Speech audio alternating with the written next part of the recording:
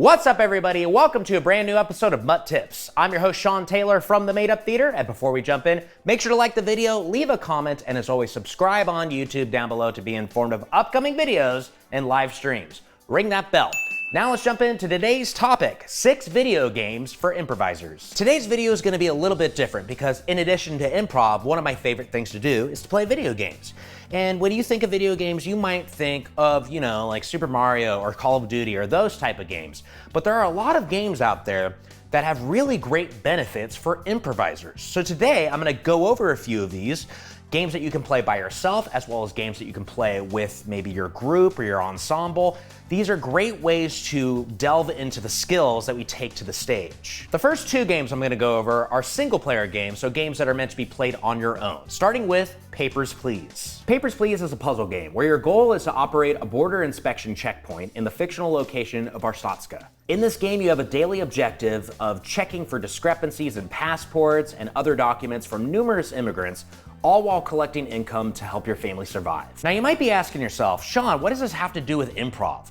Well, this game is all about making quick choices that are influenced by in-the-moment observations, and this is the stuff we do on the stage constantly. When you are given a document, you must actively observe information, make a quick choice, and move on to the next. The cool thing about the game is that there are dozens of endings, so failure and success will ultimately lead you to an outcome. Once you have advanced to a particular part of the game, or you could just look up the code, you can unlock endless mode, which is something I like to play before a show sometimes to warm up my brain and practice being in the moment. Bear in mind, the game's themes are a bit bleak, and the task of a border inspector can lead you to some difficult morality-based choices. If you are looking for a similar type of game, check out No Umbrellas Allowed, a game with a very similar gameplay style to Papers, Please, but you operate a secondhand shop. Papers, Please can be played on PC, Mac, iPad, and iPhone and Android devices. Moving on to our second game is Once Upon a Jester. This is the only game on this list that mimics improvised theater on the stage. You play Jester, along with your sock puppet humanoid friend Soak.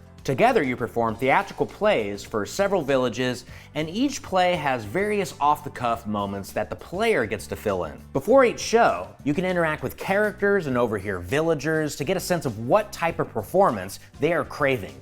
Whether it's drama, action, spooky, romance, or music, and that can influence your choices. Or not. That's the beauty of the game, is doing what you want to do. It's a short 3-hour adventure that feels very improvised, not just with the gameplay, but also with the dialogue. This is no place for a theater. A theater would be more logical in a town or a city or something. This is a forest. This is a dark forest. There are monsters and trolls here. It's not for you. Once Upon a Jester can be played on PC and Nintendo Switch. Now let's get into some co-op games, which are games that are meant to be played with other people. You can play these games solo, but the benefits I'm about to get into are meant for playing with other troupe members or other students, people you improvise with, because the stuff that you can do in this game are things that can be replicated on the stage. Starting off first is Overcooked. Overcooked is a cooperative cooking simulator where you work together with up to 4 people online or on the couch to cook as many dishes as possible in ever-changing levels that get more and more outrageous. In order to get more stars, which allows you to progress to more levels, you need to communicate effectively and balance leadership roles as you play. This is where the game truly shines and is really effective for improvisers because the people who are really good at Overcooked are not like amazing gamers, they're amazing teammates. One of my favorite bits of improv advice is something you should bring to this game with you. Don't get frustrated, get excited. I've played this game before where I'm crying from laughing so hard and I'm not getting frustrated even though the game can feel kind of frustrating at times. Let the drive of getting to that finish line, succeeding with 3 stars, keep you more and more amped with your fellow teammates. Overcooked 1 and 2 can be played on major console platforms and PC. The next game is Powerwash Simulator. This game is literally what the title says. You play a professional power washer and you go to various environments and your goal is simple. Purge the entire landscape of dirt and muck with your power wash. Now, if you want a more zen, meditative experience, you can play this game on your own. But this game is really great to play with another person because the task is fairly mundane. You're just cleaning environments. But think about the idea of doing power wash on the stage in an improvised format. That's your activity, maybe a suggestion you get from the audience. What is something you are told to do when it comes to improvising with an activity? Don't make the scene about the activity. The activity is a way to explore the relationship, which means you can have really interesting interactions with the people you improvise with within this game. And the game is so simplistic, so you don't have to give a ton of attention to the gameplay. You get to give your attention to the conversations with people you improvise with, like things like that you like, things you dislike, hobbies, pop culture stuff, learning about each other, and this is stuff that we can take to the stage. So if you're interested in a really simple game that can be played at your own pace, check out Powerwash Simulator. It can be played on major console platforms and PC. The next game on this list is Animal Crossing New Horizons. Remember the good old days in 2020 when we were stuck inside? Well, Animal Crossing was a saving grace for a lot of people out there. For those unfamiliar with it, Animal Crossing New Horizons is a life sim game where you move to an island and your goal is to build up your island, recruit new villagers, and just create your own little paradise. This is a game that I put hundreds of hours into, and during a time when we couldn't meet with each other in person, it was a game that a lot of people use as a way to communicate with each other because it does have multiplayer elements. You can go to somebody else's island or you can invite others to come to your island, and something really cool that I saw people do is people actually created like a stage within their island and they performed improv shows. Why be 6 feet apart when you could be 6 feet under?